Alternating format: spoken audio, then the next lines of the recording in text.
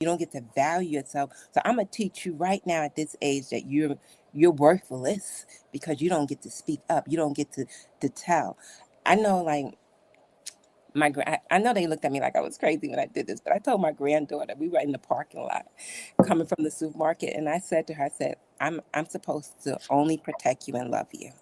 And if I don't do that, call the police on me. She said, Yeah. what? I Yeah. said, call the police because the police are to protect you. And if I ever don't do that, then you call the police. And in any situation where you feel that you're not protected, you call the police. And she just looked at me like I was cuckoo.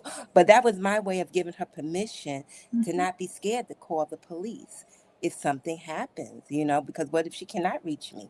She can call the police. But also, I only have love to give, so I don't have a fear of a child calling the police. But what are you really hiding when you tell your child what happens in this house stays in this house? What are you afraid of coming out? Like, is it about you or is it about you protecting your child? So I would just say to adults that do that, if you do that, I'm not saying it's right or wrong. I'm just saying please do something different so that your children do not grow up not honoring themselves, not loving themselves because they were taught to keep quiet about things that hurt them or upset them or doesn't feel good to them. And another thing, Dr. Alicia, some of these predators are right in the house. So when you say don't say anything or what happens in the house stays in the house, what you're telling them is you get to keep being abused and Mhm. essayed because you can't say anything about it.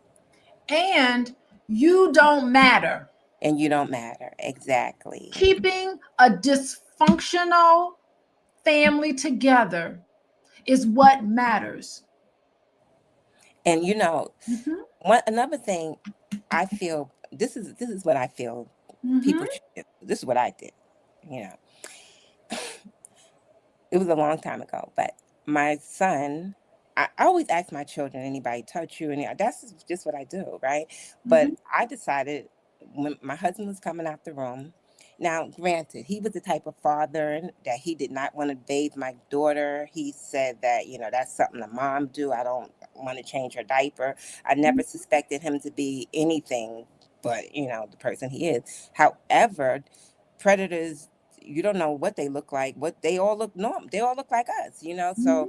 at any rate, so I said to my son, I said, did my husband, I said his name, did my husband ever touch you inappropriately?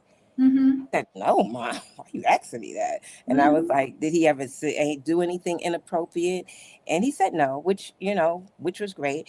And my husband was a little upset that I asked that. But the point is, I'm not going to ask in private. I'm going to ask right in front of you so I can give my child the confidence to speak in front of you if they have something to say pertaining to you. We don't have to do this behind closed doors. We could Mhm. say it right in front of the person. So that's what I did, and I did that with my children because I feel like it's really important not to make it seem like it's a secret. Yes. This is beautiful.